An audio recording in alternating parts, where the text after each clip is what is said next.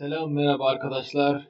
İlk podcast'imize hoş geldiniz. Yani sesli sohbet, sesli gurrun olacak. Bu podcast'te benim ilk konuğum Ayberk Furkan Demirel. Hoş geldin Ayberk. Hoş bulduk abi. Şimdi biz bu podcast'te genel neleri konuşacağız onu söyleyeyim. Türk dünyasındaki bilinen, yanlış bilinenler, e, kanayan büyük yaralar hakkında konuşacağız. Yorumlarda da çok sorular görüyorum. Bu böyle mi, bu öyle mi? Onlar hakkında da konuşacağız. E, Ayber kendisi Rus dili ve edebiyatı öğrencisi. Ve benim e, yakın dostum, kardeşim. Kendisi çok bilgili bir e, kardeşimiz. Türk dilleri hakkında Rus dili ve edebiyat okuduğuna bakmayın. Türk dili ve dil bilimi hakkında orada okuyan, o bölümlerde okuyanlardan daha çok biliyor. Ben onu söyleyeyim size. Kendisi Kazakça biliyor. Orta Asya hemen hemen hep bütün dilleri bizim Türkmenceyi bile anlıyor. Böyle. İstersen biraz kendini tanıt Ayberk. Merhabalar. Evet, elbette Rus dili okuyorum. Fakat bunu öğrenen arkadaşlar, hani daha çok beni internetten tanıyan arkadaşlar ilk başta şoke oluyorlar. Hani beni şey zannediyorlar. Çağdaş Türk dili lehçeleri ya da Türkçe ile alakalı bir bölümde okuduğumu zannediyorlar. Hatta bazen olay şeye bile gidiyor. Beni şey ilan ediyorlar, Rus dili savunucusu, efendime söyleyeyim, ajan, yani ajan, casus, çaşıt derler kendi dilleriyle. Evet, böyle bir iddiam kesinlikle yok. Benim öğrenme sebebim belli başlı kriterlere dayanıyor. Zaten ben ilk başta başlarken önce Kazakça öğrendim, daha sonra mecburiyetten Rusça öğrenmek zorunda kaldım. Şöyle anlatayım. İlk başta Kazaklarla bir sohbete girdim. Bu insanları tanımıyordum. O sıralar eski 5 sene önce falan, yani yaklaşık. E, Baktım, beni bir arkadaş sağ olsun ortak sohbet aldı. Ortak sohbette de kimler var? Yakutlar var, Tuvalar var. Hiç karşılaşacağımı düşünmediğim insanlar vardı burada. Daha sonra bunlarla karşılıklı anlaşılabilirlik oranı gayet düşük. Yani Kazakça bilsen bile bir yere kadar anlayabilirsin ki o da çok düşük bir ihtimal. Daha sonra mecburiyetten Rusça öğrendim. Ayrıca şöyle artıları oldu. Mesela bizim Türkiye'de e, etimolojik sözlük konusunda biraz sıkıntılarımız var. E, Nişanyan sağ olsun. Nişanyan evet. Kişisel görüşlerini pek tasvip ettiğim bir insan değil kendisi. Fakat sözlük çalışması güzel ve insanlara bunu ücretsiz sunması hatta takdire şayan bir hareket. Ee, Ama bir nebze sonra o da yetersiz kalıyor. Onu söyleyeyim. Çünkü şöyle bir şey var. Nişanyan'ın yazdığı sözlük yalnızca Türkiye Türkçesi üzerine. Bizde şu ana kadar ben şey görmedim, karşılaştırmalı, hani Türk dillerinin karşılaştırmalı etimolojik sözlüğünü görmedim. O yüzden böyle bir yola koyuldum ve hani zaten benim Rus dili öğrenme amacım da bunu üzerine koya koya gitmek. Teşekkürler. Doğru yani Rusça bilmek Türk dünyasında ve Türkolojide falan çok faydalı. Çünkü Rusça çok çok çok kaynak var. Güzel sözlükler de var. Mesela Sevartyan biliyorsun. Elbette. Bu yüzden senin Rusça bilmen de çok çok kendin için çok faydalı. Şimdi Bir de şöyle, efendim, söyle söyle. sen konuşalım. Bir de şöyle bir şey var. Hani insanlar ilk başlarda ön yargılı yaklaşıyor. Ben insanlara hani bir arkadaş, bir dost olarak vereceğim tavsiye size, e, bir iş, hani bilimsel olarak yaparken ön yargılarınızı bir kenara bırakın. Bilgi neredeyse onun peşinden koşun. Mesela daha fazla bilgi Almanca'da mı var? Daha fazla bilgi İspanyolca'da mı var? Hiç beklemeyin, o dili öğrenin. Yani size bir tavsiyem olsun şimdiden. Evet doğru. Çok doğru bir Hı şey. hı. Şimdi e, konudan başlamak istiyorum. Bu sen de biliyorsun internette, YouTube'da çok her yerde gördüğümüz videolar. Bilmem Kırgızlara sorduk. Siz Türk müsünüz? Onlar hayır dedi. Şok şok şok. Bunun da hakkında konuşalım biraz. Şimdi şöyle bir şey söyleyeceğim. O videolardan iki tanesine denk geldim. İki tanesinin kapak resmine baktım. Ermenistan bayrağı var.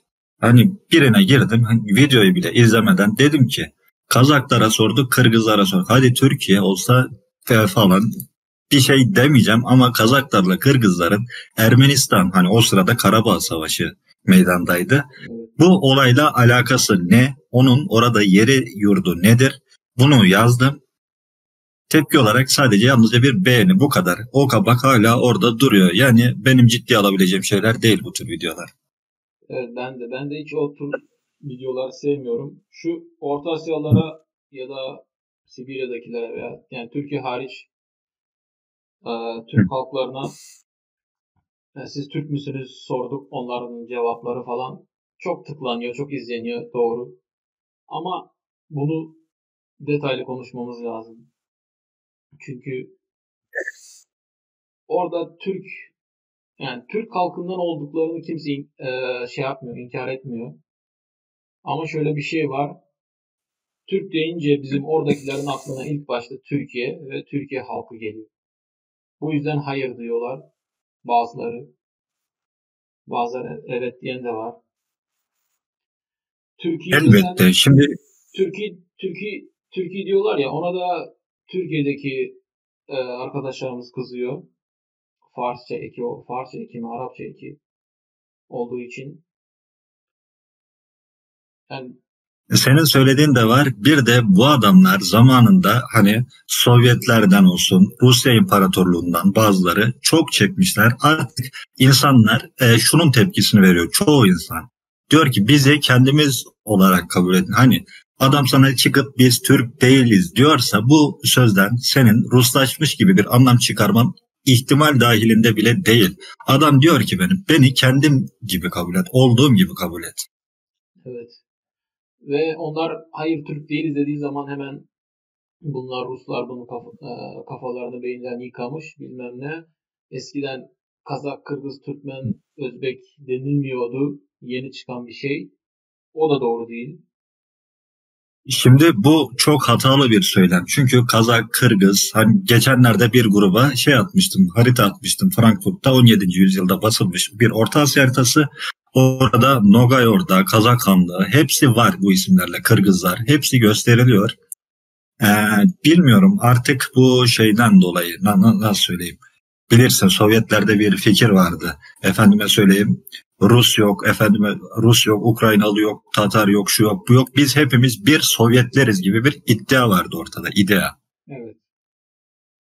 Yani birleşelim bu isimleri bırakalım ama şöyle bir şey var hani Türkiye doğrudan Türk ismini hani Türk denince Türkiye ahalisi aklına geliyor insanların. Avrupalısının da öyle. Bugünden söz ediyoruz. Yani dün daha başkaydı durum. Çünkü Doğu toplumlarında bu Orta Asya olsun Osmanlı'ya uzanan kısma kadar Avrupalılar da Türk diyordu bir gün bir zamana kadar.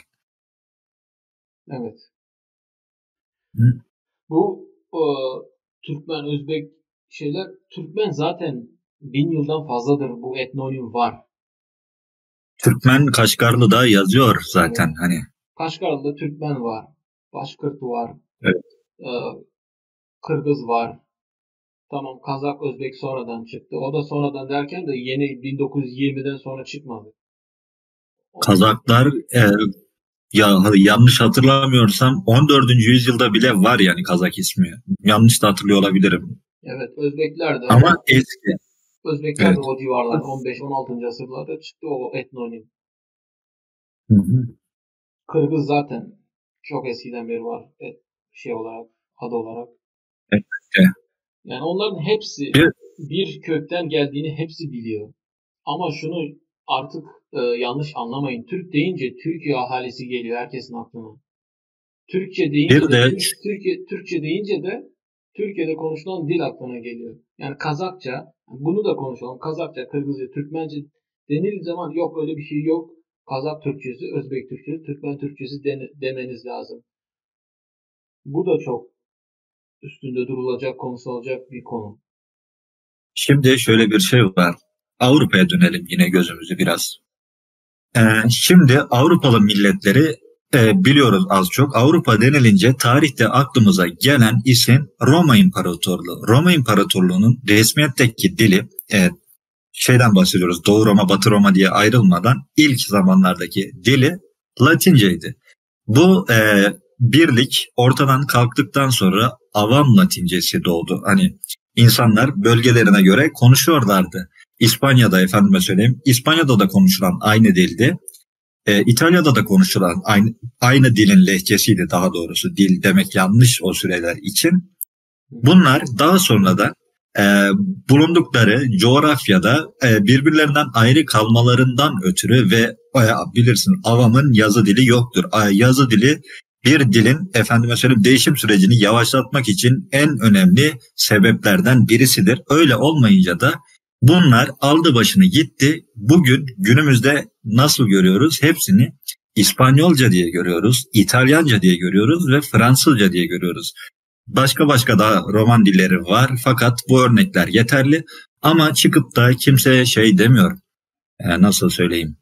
İspanyol Latincesi, Fransız Latincesi, İtalyan Latincesi. Yani ben bu arkadaşlar, sonuna Türkçesi sözünü ekleyen arkadaşların art niyetli olmadıklarını biliyorum. Fakat böyle yapılınca hani Orta Asyalı insanlar tarafından bir antipati uyanıyor. Evet. Evet, doğru. Aynı Slav dilleri için de diyebiliriz. Elbette. Çeşitli dil grupları içinde. Hani Cermenler olsun, daha sonra başka neler var? Bir de şöyle diyorlar ya, onların dili bizim diller kadar, artık lehçeler kadar yakın değiller. Anlaşabilirliği öyle değil, yakın. Bayağı yakın. Elbette. Şöyle bir şey var. Çok enteresan bu konular. Dil lehçe tartışması hani çok çözülebilmiş değil. Yani dil bilimciler zaten genellikle dilin nerede bitiyor, hani lehçe ile dil ayrımını çok fazla yapamıyorlar. Böyle bir sorun var. Bazen şey olabiliyor. Diyelim İspanyolca ile İtalyanca karşılıklı anlaşılabilirlik oranları var bunların. Mesela gracias der, ikisi de teşekkür ederim anlamına gelir. Ama şöyle bir şey var. İtalyan, herhangi bir bölgenin İtalyanı şeyi anlayabilirken, İspanyolcayı anlayabilirken kendi ülkesindeki İtalyanı anlayamadığı durumlar oluyor. Çünkü orada hani siyasi birliğini sonradan tamamladıkları için bunlar ayrı ayrı şeylerdi, klanlar halindeydi. O yüzden bu İtalyan isminin altında farklı gruplar var. Bu gruplar hani kendi dilinden başka dili anlayabiliyor fakat kendi lehçesi olarak sınıflandırılan dilleri anlayamıyor. Evet. Şimdiki zamanda bu dil, lehçe, ağız şeyleri bu ülke sınırlarına göre söyleniyor artık. Politik bir şey. Mesela şimdi politik şöyle bir söz var. Bir Alman dil bilimci galiba, yanlış hatırlamıyorsam. Dil ne demek? Demin sen de dedin. Dil ne demek derken ya da lehçe ne demek derken kimse kesin bir cevap veremiyor. O ne diyor? Bir ülkenin bir ordusu ve donanması varsa onların konuştuğuna dil diyorlar. Yani bu çok objektif bir yorum değil ama genel geçer olarak kabul edilebilir. Başka neler var? Bir de dil ve lehçe tanımları bilirsin burada da üniversiteden üniversiteye göre değişiyor. Başka şu şeye bir tekrar dönelim. Hani biz Türk değiliz, Türküz mevzusuna bir dönüş yapalım abi şu an. Bir şey söylemeyi unuttum çünkü orada. Şimdi insanlar çeşit çeşit, tüm Türk dillerinde istisnasız, ben bunu Çuvaşça'da bile gördüm. Babaannem kullanırdı. Şöyle bir söz var. Bir elde 5 parmak var, 5'i de bir değil. Sizde var mıdır abi bu söz? Evet var. Her yerde var. Evet. Kazakçasıyla söyleyecek olursak bir savsak bride yemez. Böyle diyorlar. Yani insanlar çeşit çeşit. Mesela sokakta çıksam Konya'da mesela tipik bir insana sorsam sen kimsin, milletin ne der adam? Bana Türk'üm demez. Yani ne der? Elhamdülillah Müslümanım der. Türk'üm diyen de olur. Ama çeşitli cevaplar ya da şey diyen de olabilir. Bunlar milletler falan, bunlar boş iş falan, kimsem kimim sana ne diyen de olabilir. Yani insanların yorumları değişebiliyor bu konuda. Şimdi ben bu hem Türkmence, Kazakça ve Türkmen, Kazak, Kırgız, Özbek, Özbekçe diyenleri de anlıyorum. Türkmen Türkçesi, Özbek Türkçesi, Kazak Türkçesi diyenleri de anlıyorum. Ve neden öyle dediklerini de anlıyorum. E, Benim istediğim şey, mesela ben Türkmence dediğim zaman kimsenin şey yapmaması lazım. Gocunmaması lazım. Yani yok illa Türkmen Türkçesi diyeceksin diye bir şey yok ki. Elbette abi, hani insanları nasıl görüyorlarsa öyle, hani bu olay biraz şeyden kaynaklanıyor bizde, şu bilirsin, meşhur Azeri yok Azerbaycan türkü var. Şimdi oradaki durum biraz farklı. Evet, E, Azerbaycan coğrafyanın ismi ve Azeri diye bir şey kaydedilmemiş önceden, hani yakın döneme kadar. Bu adamlar kendilerine Türk diyorlar ve öyle isimlendirilmek istiyorlar. evet, Ama bir Kazak, bir Türkmen, bir Özbek, bir Nogay, efendime söyleyeyim bir Kırgız, bunlar artık bir coğrafyanın ismi değil, doğrudan doğruya etnisitelerin ismi. evet. Yani onlarda kimlik arama sorunu yok. Kimlik kim Evet, olduklarını ve halkın adı olduğu için artık onların konuştuğu dil de o oluyor. Yani tabii ki elbette. hepsinin kökeni, hepsi Türk dilleri. Elbette abi, bak şimdi Güney Kazakistan diye bilinen şey, bölgenin ismini 3-4 yıl önce ya da 2-3 yıl önce, tam hatırlamıyorum, şey diye değiştirdi adamlar. Türkistan diye değiştirdiler. Yesi şehri var. Ahmet Yesevi'nin Evet, şeyi oradadır, mezarı. Bu adamlar hani bunları bilmiyor değil, biliyorlar. Ama senin de başta belirttiğin gibi Türkiye geliyor akla ilk başta. evet. Ya demin sen dedin ya, bilmem ne Türkçesi deyince ya da Türk deyince e, antipati oluşuyor diye. Evet. Bu mesela e, Türkiye'dekilerin ben şeyini biliyorum. Neden öyle dediklerini. Art niyetli değiller. Birleşmek istiyorlar bir şey. Yani bizim de isteğimiz o. Bir olsun, birlik olsun. Ama Evet. onun için doğru yaklaşmak lazım. Sen direkt onlara Türk ve bilmem Nogay Türkçesi bilmem ne Türkçesi deyince onlar yanlış anlayabiliyor. Onları öyle yaklaşmamak lazım ilk başta. Sonra onu anlayan Abi, anlar zaten. Yavaş yavaş. elbette. Şimdi elbette birlik olacağız, fakat şöyle bir durum var. Bu insanlar bizim hiç bilmediğimiz kadar çile çektiler, yıprandılar Sovyetlerin, Rusya İmparatorluğu'nun içinde. Hatta bu Rusya İmparatorluğu'nun son karanlık dönemlerinde tehlikeyi fark eden bir grup, bir Türk grubu, Türkiye'de zaten tek Özbek köyü diye geçer orası, kalkıp Sibirya'dan, efendim söyleyeyim, karayolunu kullanarak o kadar yolu geçip bir sürü can kaybı verip Türkiye'ye geldiler. Konya'da tek Özbek köyü Cihanbeyli'ye bağlı Bövrüdelik köyüdür. Fakat bu arkadaşlar artık orada kalmışlar, oranın kültürünü benimsemişler. E, Özbek olduklarını biliyorlar, fakat Tatarca, Sibirya ve Tatarcanın Sibirya lehçesini, Sibir Tatarcası konuşuyorlar. Ayrıca Kazaklarda mesela canı pahasıyla ödeyen aydın isimler var. Mesela bunlardan birisi Atatürk için Alıstakı Bağrıma, yani uzaktaki kardeşime diye şiir yazan Mağcan Cumabaylı. Daha sonra Özbeklerden Güzel Türkistan sana ne oldu diye feryat eden e, Abdülhamit Süleymanoğlu Çolpan. Bu isimleri Türkiye'de maalesef pek tanımıyoruz. Hani gereken ilgiyi, gereken değeri göstermiyoruz. Bu insanların neyle mücadele ettiğini, neye karşı savaş verdiğini en başta bilmemiz gerekiyor birlik olabilmek için. Evet. Şimdi şunu demek istiyorum ben. 1800'lerden sonra, daha çok 1800 yarısı 1850'lerden sonra Rus İmparatorluğu'nun Orta Asya'daki planları başlıyor yavaş yavaş. Ah, Kazak Hanlıkları, Özbek Hanlıkları, Türkmenlerin onları nasıl ele geçirdiği, nasıl kendi şeyi altına aldıkları çok kolay bir şekilde olmadı o. Yani bunun hakkında çoğu insan bilmiyor. Aşırı çok mücadele verdik biz. Bunu Elbette abi, hani bizim bütün en iyi askerlerimiz, en mertlerimiz, kahramanlarımız, aydınlarımız hepsi öldürüldü. Sonra Maalesef. zar zorla bu Sovyet Birliği'ne e, dahil edildi ve üstünden o kadar binlerce propaganda yapılarak 100 sene geçti. Sonra tekrar hepsi bağımsız oldu. Bazıları olamadı. Bu bağımsız olanlardan da sizden rica ediyorum. Bu kadar kısa zamanda hemen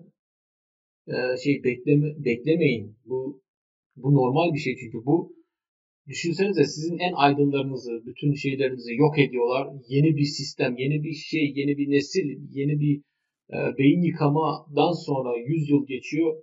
Sonra onların bağımsız olduktan sonra bile ne yapacaklarını tam bilmiyorlar. Alfabeleri saçma sapan oluyor, bilmem nesi oluyor. Sonra şimdiki zamana gelelim.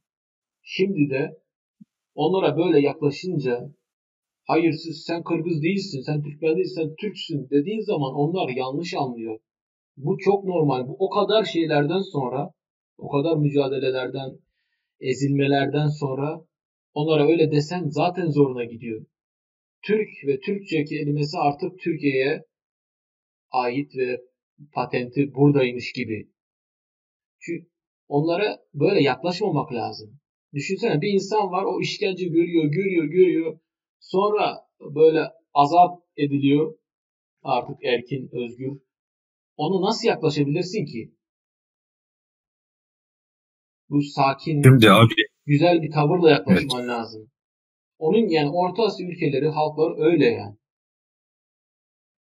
Şimdi söylediklerine bir şey daha eklemek istiyorum. Elbette bu halklar artık kendilerini Türk halkları ya da Türkiye halklar mı diyor. Böyle biliyorlar fakat bizde de Ruslaşma denilen kavram yok değil, yok denecek kadar az. Fakat mankurtlaşma diye bir şey var ki o da nedir? Mesela bu arkadaşlar bazıları biz efendime söyleyeyim Türk halkı değiliz, Türk dilli halkız diyor. Bu kesinlikle saçmalıktır. Bunun başka hiçbir türlü izahı olamaz. Çünkü mesela Türk dilli halk, Türkafon dedikleri şey ne olur? Mesela bir Fransız Türkçeyi öğrenir, o da Türk dilli olur. Yani bunun izahı böyledir. Onlar da onun gibi insanlar da var. Onları ben geçiyorum. Ama kendilerine kökeni Türk olduğunu bilen ama kendisine ben Türkmenim ya da Özbeyim diyen insanlara böyle yaklaşmayın diyorum. Diğerleri Rus dilli bilmem ne mankurtlar, onlarda da var. Onları geçtim ben. Evet. Onlara da yaklaşmak, onları nasıl diyeyim geri almak mı diyeyim artık, onlar imkansız gibi bir şey. Bir de onların çoğu eski Sovyetler insanları, eski kafa. Yeni nesilde böyle yeni başka yerde Türkiye'de okumuş, başka yerde okumuş, gözleri açılmış insanlar var. Onlar yavaş yavaş biliyor olayın ne olduğunu. Ama oradakiler hala olayın farkında değil. Buradakiler de, Türkiye'dekiler de oradakilerin olayın farkında olmadığını bilmiyor o kadar. Şaşırıyorlar. Bunlar Türk değiliz dediği zaman hemen şaşırıyorlar. Bunlar Ruslaşmış bilmem ne. Çünkü olayın arka şeyi var. Arkası var. Ne? Elbette. Background, arka plan. Evet. İlminski'yi biliyorsun değil mi abi? Hı. İlminski Rus Ortodoks misyoneri. Bu adam hayatındayken yapıyor. Türk halklarının dillerini teker teker inceliyor ve hepsine böyle farklı aynı ses olsa bile saçma sapan karşılıklar şeklinde yazılı diller oluşturuyor 19. yüzyılda. Bayağı eski bir sürede, hani bu Sovyetler bilmem ne olayları başlamadan önce. Daha sonra bunun etkisinden artık bugün bile kurtulamıyoruz. Mesela Kazaklar 2017'de ilan etti galiba yeni alfabeye geçeceklerini. Ama hala ve hala ne devam ediyor? Sürekli alfabe tartışması devam ediyor. Burada göz önünde tutulan tek kriter ne? Diyorlar başkasına benzemeyelim. Hayır, alfabe üzerinden bu şekilde nasıl söyleyeyim, dar görüşlü bir milliyetçilik anlayışı kabul edilemez. Çünkü şöyle bir şey var. El alemin Çeki de Norveçlisi de aynı alfabeyi kullanıyor. Bu onların birbirlerini asimile ettikleri ya da onlara özendikleri anlamına gelmiyor. Evet. Bu arada şey demek istiyorum. Bu sesli sohbetleri yapmamın sebebi de bir değişiklik olsun dedim. Bu konuları Evet. ele almak istedik. Ve bunu Evet. evinizde, yolda, her yerde kulaklık takarak illa video izlemeden dinlemeniz için. Hem böyle çok detaylı akademik bir şey de olmasını istemedim. Hem güzel hem enteresan hem ilginç konular olsun, dinlerken sıkılmayın. Normal bir sohbet olmasını istedim. Böyle yapacağız bundan sonrakilerde. Bu ilk bölüm. Bunu demek istiyorum unutmadan. Şimdi abi sen zaten çeşitli oyunlarda karşılıklı anlaşılabilirlik oranları Türk halkları birbirlerini ne kadar anlayabiliyorlar. Onları videolarında işliyorsun. Biz burada daha farklı bir şey yapalım. Elbette bu bölümde dil hakkında pek konuşmadık fakat bu sürekli böyle gitmeyecek. Şöyle diyorum. Türk dilleriyle alakalı çeşitli bilgiler paylaşıp insanlara yeni bir bakış açısı, yeni ufuklar kazandıralım diye düşünüyorum. Evet, doğru, haklısın. Ben de dediğim gibi işte dillerle alakalı videolar var zaten benim kanalda.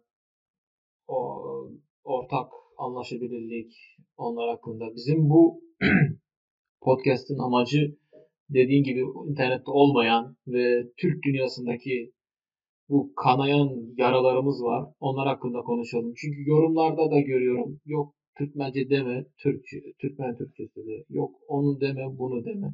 Herkes bir şey diyor. Hatta e, dinleyenlere şey demek istiyorum. Sonraki bölümlerde ne hakkında konuşmamızı istiyorsunuz? Onu yorumlara yazın. Yani politik bir şey olmasın. Politika bizim işimiz değil. Türk dilleri, halkları, kültürleri, sorunları hakkında konuşabiliriz. Böyle sorunlar yani dil hakkındaki, kültür hakkındaki ilk sesli sohbet yani podcast'in sonuna geldik. Bu ilk bölümümüz. Umarım beğenmişsinizdir. Beğendiyseniz paylaşın, beğenin.